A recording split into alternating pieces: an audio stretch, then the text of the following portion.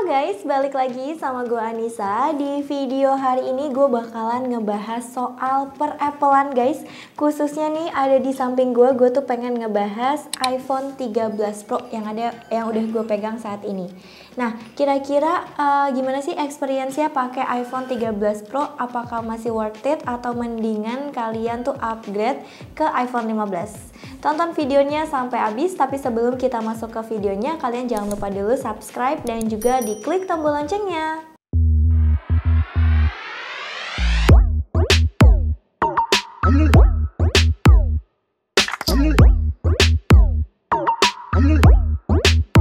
Oke guys, jadi ini di samping gue udah ada iPhone 13 Pro keluaran Apple yang dirilis di tahun 2021 kemarin.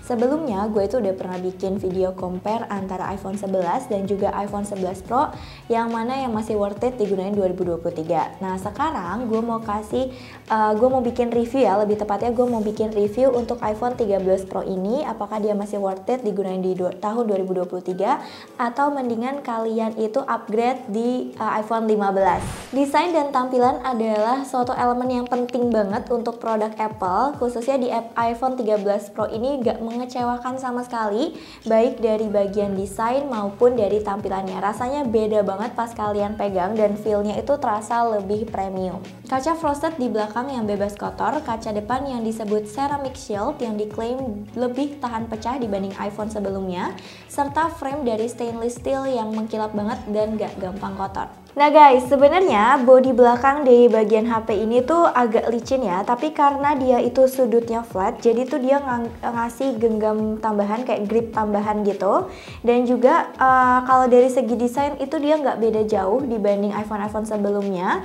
Dan ditambah lagi ya, kalau misalnya kalian lihat-lihat lebih dekat lagi di iPhone 15, itu menurut gue kalau dari segi desain juga nggak beda jauh, jadi sama aja sebenarnya sama seri 13 dan juga seri 14-nya. Untuk di iPhone 15 itu dia bahannya menggunakan full titanium, sebuah terobosan baru dari Apple. Switch buttonnya sudah bisa dijadikan sebagai tombol shortcut dan layar sudah menggunakan Dynamic Island baik di base model maupun di Pro modelnya. Nah, varian warna di iPhone 13 Pro ini termasuk warna yang elegan dan juga menambah kesan premium ya. Dia itu ada warna graphite, ada warna gold, silver, sama Sierra Blue. Nah, sedangkan yang gue pegang ini ada di unitnya warna graphite. Nah, tapi ada rumor nih bahwa kalau titanium itu dia warnanya, catnya itu lebih cepat fade, lebih cepat mudar.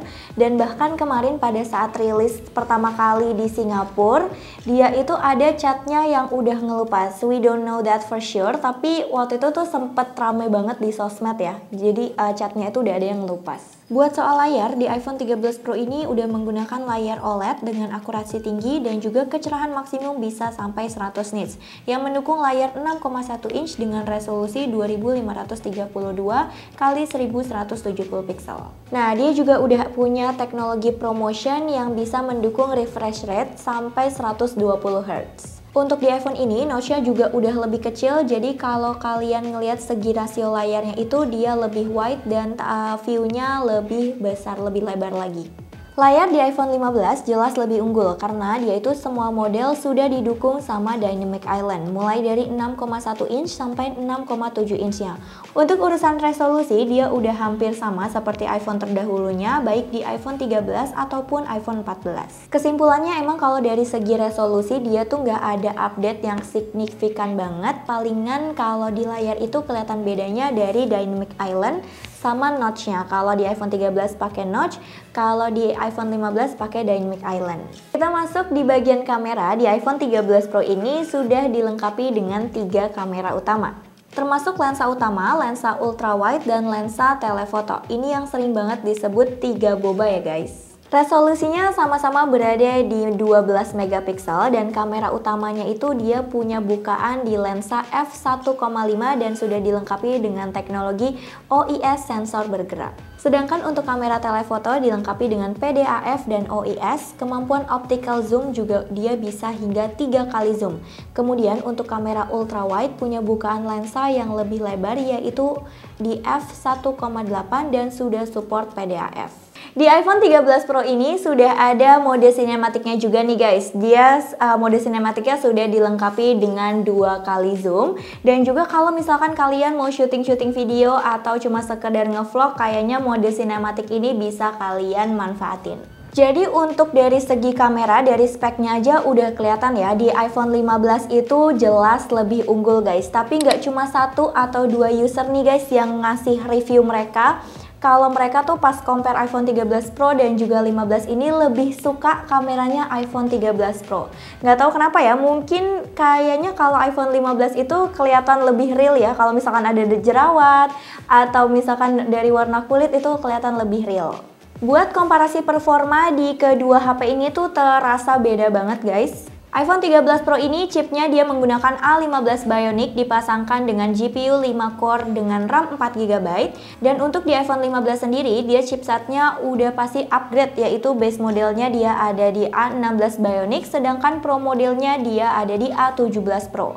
Nah, ini tuh suatu hal yang baru banget guys di dunia per-Applean, karena biasanya Apple itu kalau ngerilis handphone itu sama aja chipsetnya. Jadi baik di base model ataupun Pro model itu sama. Tapi kalau di iPhone 15 itu chipsetnya beda, ada yang A16 Bionic, ada yang A17 Pro. Baik di 13 Pro ataupun iPhone 15, keduanya itu sama-sama bisa jalanin macam-macam aplikasi dan juga game dengan lancar, karena dia punya tingkat respons yang tinggi dan nawarin experience yang mulus banget buat kalian gunain. Kalau untuk urusan storage di kedua HP ini tuh hampir sama guys. Dia itu ada di 128, 256, 512 sampai 1 TB. Paling yang membedakan itu ada di Pro seriesnya. Kalau Pro series itu ada pilihan 1 TB, sedangkan kalau di base model series itu biasanya sampai 512 GB aja.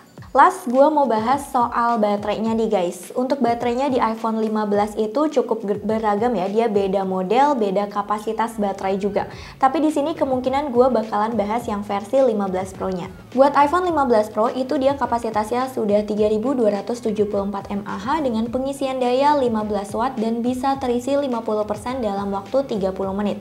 Pemutaran video dia bisa tahan sampai 20 jam, streaming 16 jam, dan audio bisa sampai 80 jam. Compare sama iPhone 13 Pro, perbedaannya itu dia palingan cuma ada di bagian kapasitas aja, karena di iPhone 13 Pro ini kapasitasnya udah di 3095 mAh, dan selebihnya sih kalau untuk di pemutaran video, pemutaran audio, dan juga streaming itu dia sama semuanya, sampai di pengisian daya juga sama. Selebihnya buat fitur-fitur tambahan di kedua HP ini tuh hampir sama, kayak Face ID, tahan debu dan air, terus keduanya juga udah support HDR10 dan juga Dolby Vision. Overall sih menurut gua baik di iPhone 13 Pro ini ataupun iPhone 15 itu dia sama-sama ngasih experience yang bagus banget buat user dengan performa mereka dan juga keunggulan masing-masing. Dan sebagai kesimpulan aja dilihat dari pembahasan tadi, personal opinion gua buat sekarang ini iPhone 13 Pro itu masih sangat worth it buat kalian pakai 2-3 tahun ke depan. Termasuk seri iPhone yang paling worth it kalian beli dan kalau kalian pertimbangin dari segala sisi aspek. Saat ini di market iPhone 13 Pro itu dibanderol di harga sekitaran 12 jutaan dan iPhone 15 itu karena dia baru aja launching, dia ada di harga sekitar 16-17 jutaan buat base modelnya. Nah, menurut kalian gimana dari review gue barusan? Apakah kalian tertarik langsung upgrade ke iPhone 15 atau kalian lebih milih stay di iPhone 13 Pro? Atau kalau kalian ada device-nya iPhone 13 Pro atau 15 saat ini, coba ceritain pengalaman kalian di kolom komentar yang ada di bawah. Kalau kalian mau cek harga laptop kalian juga boleh klik link yang ada di description box yang ada di bawah. Gua Anissa, see you guys later. Bye. Suara batu.